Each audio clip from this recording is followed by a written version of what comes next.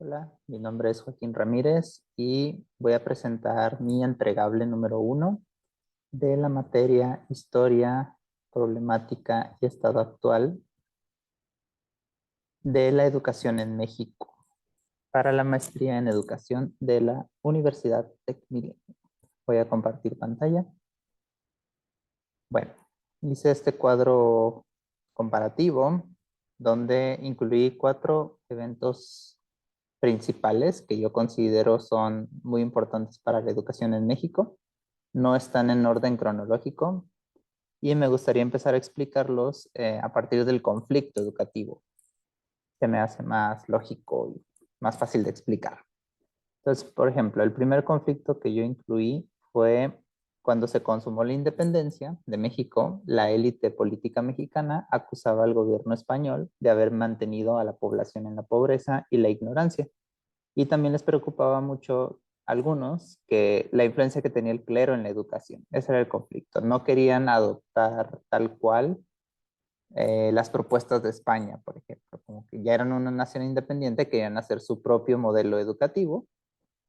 ¿Qué impacto tiene este conflicto en la actualidad? Bueno, como les tomó bastante tiempo a los políticos mexicanos decidir el modelo educativo que iban a implementar, pues eso pues no le dio continuidad a la estructura educativa no hispana, que obviamente requería reformas, y yo creo que se perdió mucho tiempo experimentando en diversas políticas educativas, ¿no? Entonces la consecuencia en la actualidad es que pues el sistema educativo mexicano tardó bastantes años en consolidarse, ¿no?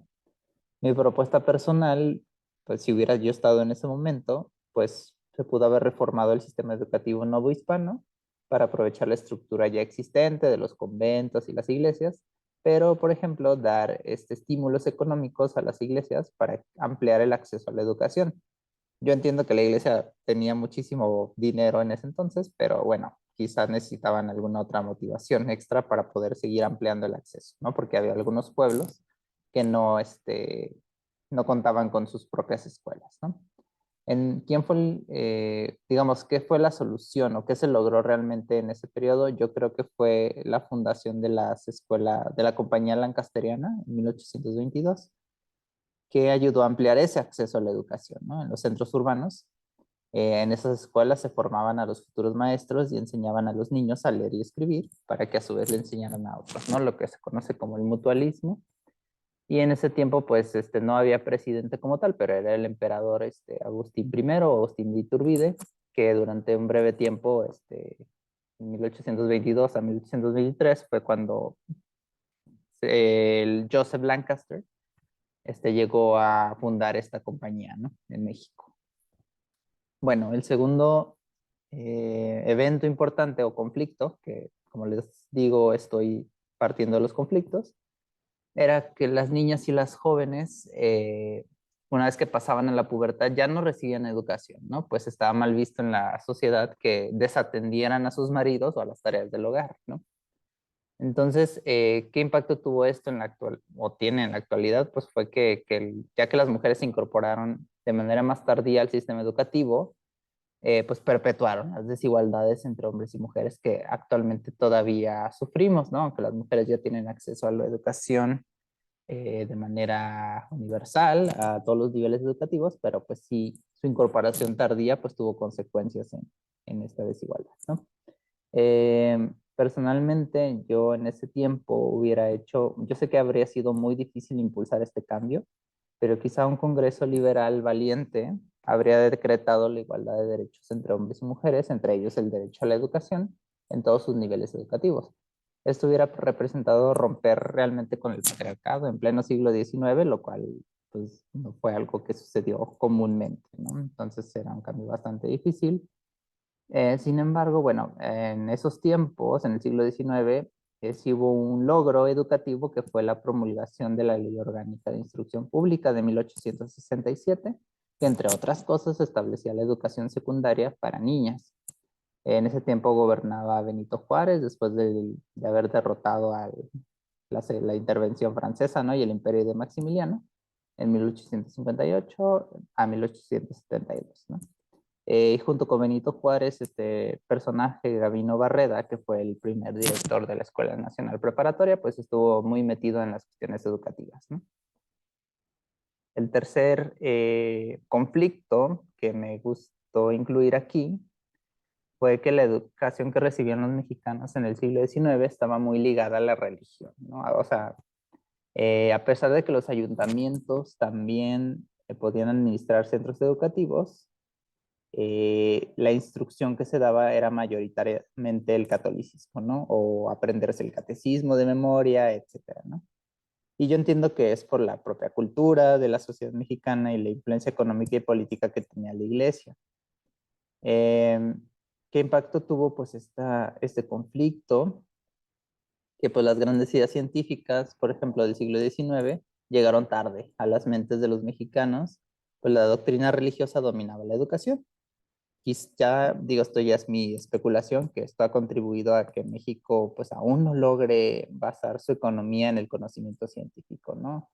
Hemos evolucionado más hacia una economía de la manufactura, etcétera, y quizá porque la ciencia no ha tenido el peso o el protagonismo que pudo haber tenido desde el siglo XIX. La propuesta de solución personal, bueno, yo coincido con la propuesta que se logró en ese tiempo, que fue la Constitución de 1857. Lamentablemente, el poder del grupo conservador en ese tiempo era tal que pues, promovieron un golpe de Estado contra la Constitución. Lo que yo hubiera hecho en lugar de Comonfort, que en lugar de aliarse con la reacción, ¿no? O sea, te hubiera tratado de negociar con ellos sin desechar la Constitución, ¿no? O sea, quizá no aplicar la Constitución completamente o aplicarla, pero darles algo a cambio, ¿no? A la facción conservadora. ¿Qué se logró en esos años? Pues bueno, como lo mencioné, la promulgación de la Constitución del 57, que era de corte liberal y que estableció una educación libre, ¿no? Aunque estaba leyendo que pues muchos lo interpretaban de manera distinta, ¿no? Que decía, bueno, educación libre significa que libre de la influencia de la religión o libre de que cada quien podía enseñar lo que quería, ¿no? O hay un poco de confusión. Y en ese tiempo, pues como mencioné, estaba el presidente Ignacio Comonfort durante un breve periodo y pues el suceso histórico ya mencionado, ¿no? Del golpe de Estado a la Constitución. Y el último evento, conflicto que quise incluir fue que en esos tiempos, en el siglo XIX, durante mucho tiempo no había una guía precisamente, o sea, no había reglas claras para los mexicanos y para el sistema educativo de pues cómo se debían normar las escuelas o los programas de estudio, ¿no? Cada escuela tenía sus propios programas o formas de administrarse.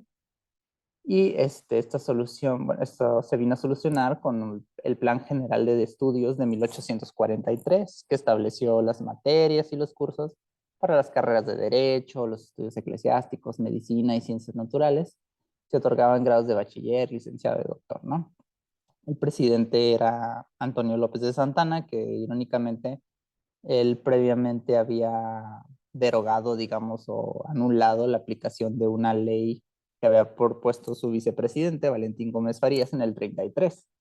Entonces, bueno, terminó siendo el Santana el que decreta una nueva ley, quizá no de corte tan liberal, pero sí con la intención de organizar más el sistema educativo, ¿no? Y el personaje que lo impulsó mayoritariamente, que estaba, digamos, como en la dirección de la parte educativa del Estado, era Manuel Baranda. Y bueno, ocurrió en el 43, ¿no? Santana está gobernando por N ocasión el país. Y ¿qué consecuencias tuvo en la actualidad este conflicto? Bueno, pues yo lo veo actualmente como que las escuelas que no tienen una guía clara no pueden cumplir con los estándares nacionales e internacionales. O sea, deben de alinear sus planes y programas de estudio a una normativa general que actualmente dicta la Secretaría de Educación Pública. Yo personalmente, bueno, creo que hizo bien Santana al poner orden en los programas de estudio, pero creo que hizo falta ampliar el acceso a la educación, hacerla universal y laica, digamos, todos estos valores liberales, ¿no? Que se lograron hasta 1867. Santana tenía mucha influencia política, pero lamentablemente siempre quería quedar bien con Dios y con el diablo, ¿no? O sea, a veces era liberal, a veces era conservador. Entonces esto le impidió hacer reformas más profundas, ¿no?, al sistema educativo. Y pues bueno, esos son los principales eventos que rescato para esta entrega. Sin embargo, pues a manera de conclusión puedo decir que, o sea, todo el siglo XIX iba, o sea, la parte educativa muy empatada con lo que sucedía a nivel político y social, ¿no? O sea, muchas guerras, muchos conflictos, cambios de gobierno, cambios de ideologías políticas. Entonces nunca hubo un periodo como de mucha estabilidad que le permitiera consolidarse al sistema educativo. Hasta que se logró restaurar la república, pues fue que se tuvo un momento como de paz y tranquilidad para ampliar realmente o aplicar realmente los ideales liberales a la educación, ¿no?, que era lo que se estaba buscando en Europa y en otros lugares del mundo en el siglo XIX, ¿no?